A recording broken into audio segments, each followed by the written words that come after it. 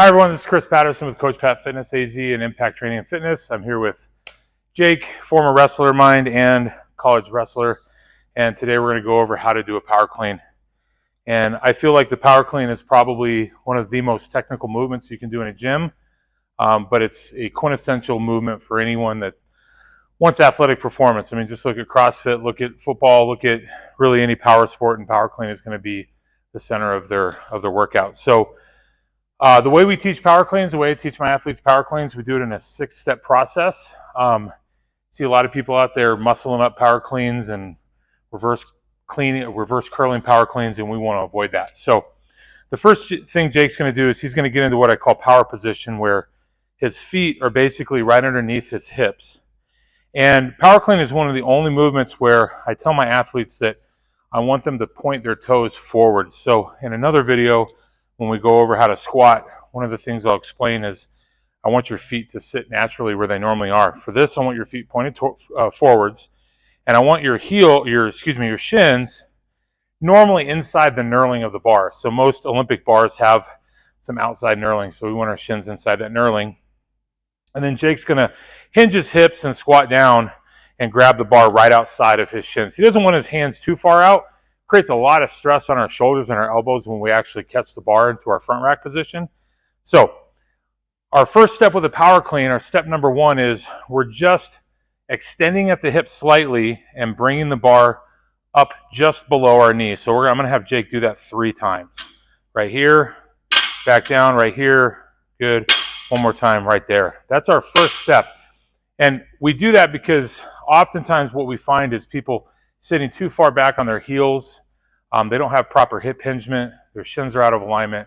And so this just loads up our hips and gets us ready to really get into this power movement. Okay, so Jake's going to get back down to the bar.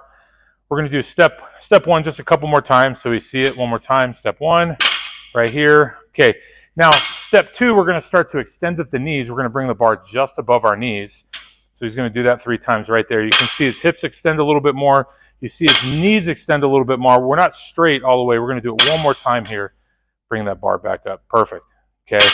So that's step 1 and 2. And normally when I'm teaching people how to power clean, it's a several-day process. We'll do just these 2 steps in the gym or the weight room and just get really good at these 2 steps. So if you're coaching someone, I would suggest break this up into 2 or 3 days. All right. Step 3 of our power clean is going to mimic a deadlift in some ways. So we'll show step 1 one time. Step 1 is right here. Step 2 is just above the knees.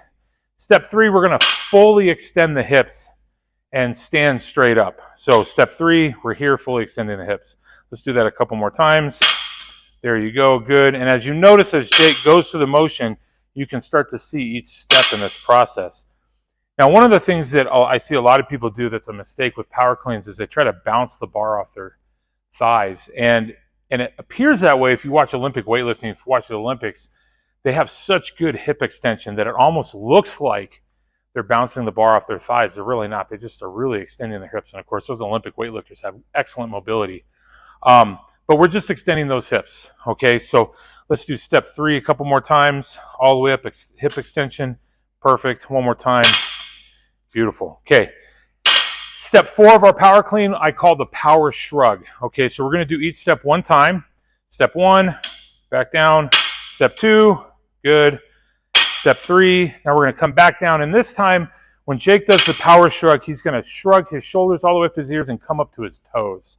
So we're really creating a power movement here. Go ahead, Jake. Boom, right there. Perfect, right? The other thing I want you to notice about Jake, and of course, Jake's really, really good at power cleans and has close to a 315 power clean, is his elbows are perfectly straight the whole time through. We're not bending the elbows. We're not loading the elbows up. It puts a lot of stress on our elbows when we do that. The only time we're going to bend our elbows is when we go to our high pull. So I'm going to have Jake do the power shrug a couple more times here, all the way from the ground up. There you go. Perfect. And you can see a lot of power being generated right there. Okay. Now, step 4 is going to be our upright row. Okay. And so Jake is going to go from the floor and he's going to pull the bar as high as he can, preferably up to his chin if he can. So go ahead, Jake. Boom, right there. Perfect, right? So again, you see all the steps, right? He's hinging his hips. He's extending his hips. He's coming up to his toes. He's creating that power, right? And so then we have our high pull here, or our upright row. So let's do it a couple more times, Jake. Boom. That's step number 5. Beautiful. One more time. Perfect. And you see a lot of power generated here. Now, as we start, and I explain this to my athletes, as we start to load weight onto the bar, obviously we're not going to be able to get the bar as high. The goal is if we can get the bar right underneath our chest, because step 6 is dropping into our front squat and our front rack. Okay. So Jake's going to go ahead and go all the way through his power clean. Now, we're going to go through 2 things here. We're going to go through a full clean, and that's where Jake is going to drop all the way into a front squat. Go ahead, Jake. I pull all the way into his front squat. And if you notice his elbows here are nice and straight, you could draw a straight parallel line through his shoulders to his elbows. Okay, and now we're going to come back down. And now we're just going to do really what a power clean is where we're front racking it, we're catching it in a pretty upright position. Go ahead, Jake. So right here, we're not dropping into our front squat. For athletic performance, it doesn't really matter to me. If we're using a lot of weight, right, preferably we're going to go all the way into our clean position where we drop into our front squat. That's really the only way we're going to be able to pull a lot of weight. But if the goal is just athletic performance, that power clean, that front rack, and pretty much an upright position is perfectly fine. A couple more things with our power clean. One of the things that you notice about Jake's feet is as he catches the bar, his feet might spread out a little bit, but we really want to avoid our feet spreading out too much. A little bit outside of our shoulders is okay, but if you find your athletes really spreading their feet out wide, then that's a problem. So what I'm going to have Jake do is turn the bar towards the camera here so you can kind of watch his feet as we power clean.